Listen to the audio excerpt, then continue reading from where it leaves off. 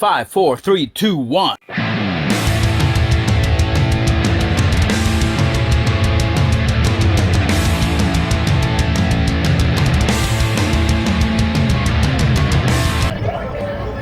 This is Lights. Camera Super. Action. She is Claudia.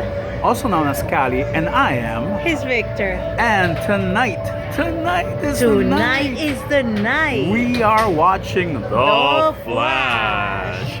Ali Muschietti is The Flash, and we are watching it in IMAX. He's right behind us. See you later. See you later. Bye Bye-bye. bye.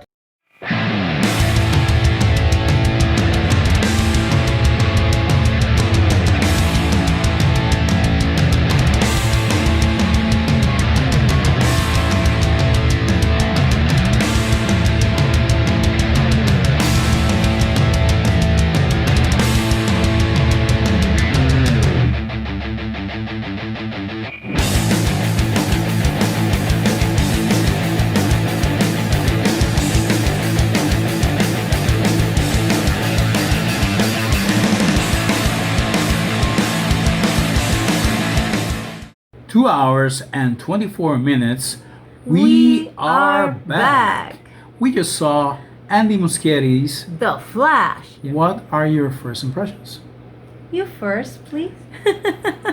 Okay, I think it's a brilliant movie. I know a lot of people are complaining about special effects, but I'm not a special effects guy. I'm a story and character first, and that's what I got. A strong story, engaging characters, and great direction. I think it's one of the best DC Universe movies ever. It's a trip through DC's cinematic history, and I loved it. I just saw Christopher Reeve as Superman once again, and that was so exciting to me. I just don't want to spoil too much, but it's wonderful. This movie has a lot of heart. It has a lot to do with the Spanish actress who plays Barry Allen's mom. Her name is Maribel Verdú, and Ezra Miller is, you can say whatever you want about the man, but the actor is really special. He plays two versions of Barry Allen, and he makes them feel as if they are two different people. One more mature, one an 18-year-old kid. This guy is so good that he makes it so believable. Michael Keaton. What can I say about Michael Keaton? I can say that I'm gonna miss Ben Affleck. Damn it. He was great here for a brief moment. Sasha Calle as Supergirl. She's wonderful. Michael Shannon's back as General Zod. Not my favorite villain, but he is part of a impossible situation that they have to deal with. It's a great movie. Tell me your first impression. Well, I must say that it exceeded my expectations big time. I really enjoyed this movie very much. It was great. The characters were the ones that kept the movie together. I should say Supergirl, the Batmans. The Batman. They all had a great relationship with Barry Allen, in this case Ezra Miller. They made a good chemistry. Oh yeah, I agree. Sasha Calle, I love her character as Supergirl. She got killed, so sorry, spoiler alert. I wish that had happened. Also, that moment reminded me of several other movies and series. It reminded me of What If, Doctor Strange episode on Disney Plus, in which Doctor Strange tries to save Christine from dying. He goes back in time and tries to save her. Dr. Palmer. This happens in this movie, in The Flash. It also reminded me of the Illuminatis from Doctor Strange in the Multiverse of Madness. Supergirl, her performance was so great. I'm truly gonna miss her. I wish I could see her in other movies or in other multiverses. Ezra Miller, I agree with Vic. His performance as Barry Allen younger and Barry Allen present time, they were great. It looked like there were two different actors. Yeah. He's It really was good. great. He's I outstanding. still have to admit I miss the actor Grant Gustin, who performs as Barry Allen, the Flash. It's a CW series that That is in Netflix. The CW. We're watching it in Netflix. Exactly. I would have wanted him to be in this movie. I didn't like the Iris in the movie. I prefer the one in the TV series. Candace Patton. She's from the TV series The Flash. I must say I love Michael Keaton. I think he quite stole the show. Victor disagrees with me, but I liked his performance very much. I love him too. He still's got the spark to play Batman. I love Ben Affleck and George Clooney. George Clooney's there. I had to say it. Spoiler alert. I'm sorry. Wow, it was fantastic. He looked like a 007 when he showed up. A little bit. Yeah. With his suit. I was so happy to see Gal Gadot as Wonder Woman there. But I miss Linda Carter. If you're gonna show different versions of the Batmans or the Supermans or the Flashes, where's Linda Carter? Where's Linda Carter? I didn't notice. I miss Grant Gustin, but you told me about Linda Carter, and you're so right. There's something I must add. There's an end credit in the movie. Okay. And it's a funny one. Yeah, you were happy with it. I was very, very, very happy with it. You should watch it.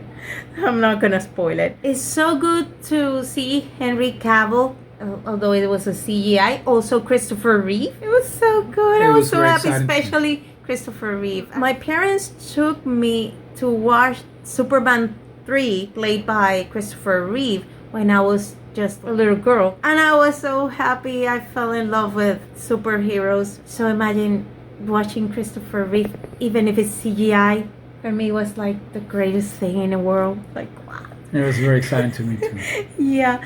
The special effects, doesn't matter what other people say. I love the special effects. They were not as exaggerated as in movies like Black Adam or Shazam or Batman versus Superman, where they destroy the street, and then when they go to the scene again, the street is just like good as new. Oh yeah. Like, I think the special effects in Flash, they were normal. They were good. They were great, but they were normal. They were not too exaggerated. They served the story. Yes, and people were also criticizing the special effects when explaining the multiverse or the Flashpoint. Yeah, there's an explanation for like that. a theater. Yeah, like an amphitheater. In which this is where he time travels. Mm-hmm. And people are complaining that the special effects are not top notch. It didn't bother me.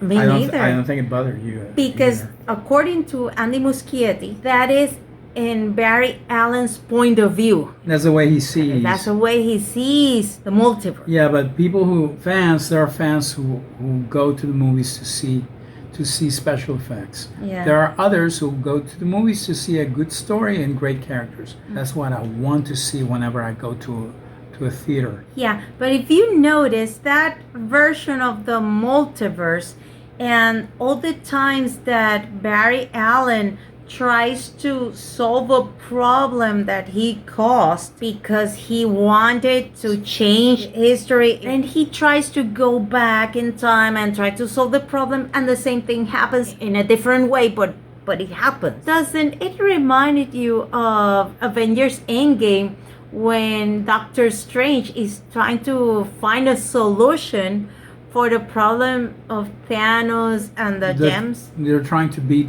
Thanos and the stones, and prevent that he gets the Infinity Stones.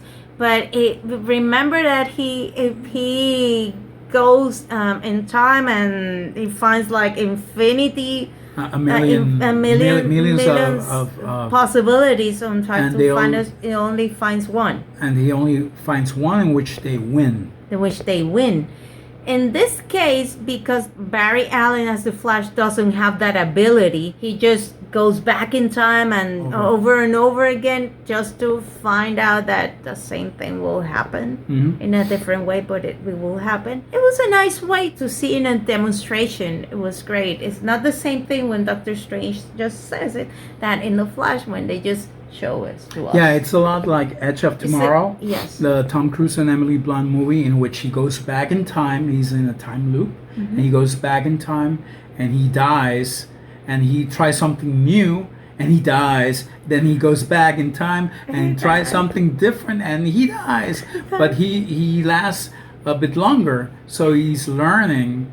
But this scenario is I don't think he can. Well, You have to see the movie. It's really tough. Yes, and one more thing I gotta add, that don't you think that what they were trying to do with the three Batmans in the story was similar to what was done in Spider-Man No Way Home, I when agree. they brought Yeah, up the definitely. three Spider-Mans, like Andrew Garfield, Tobey Maguire, and Tom Holland. It was, but the thing is that Keaton has not been Batman since 1992. Exactly. I think. While Tobey Maguire was Spider-Man this century. Yes.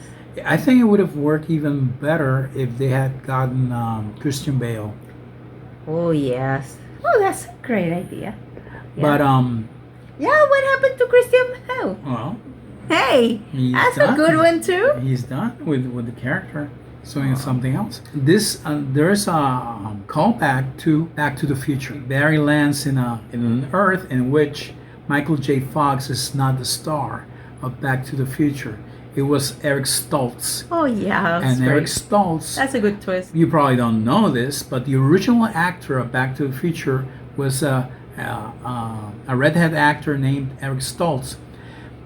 He was filming the movie, and the director decided that he was too serious, too intense, and he lacked the sense of humor. Because when you see Michael J. Fox, he's very funny, and part of the Back to the Future franchise is that ability to make us laugh. Comedians can do drama, most of them, but actors can. Not every actor can do comedy.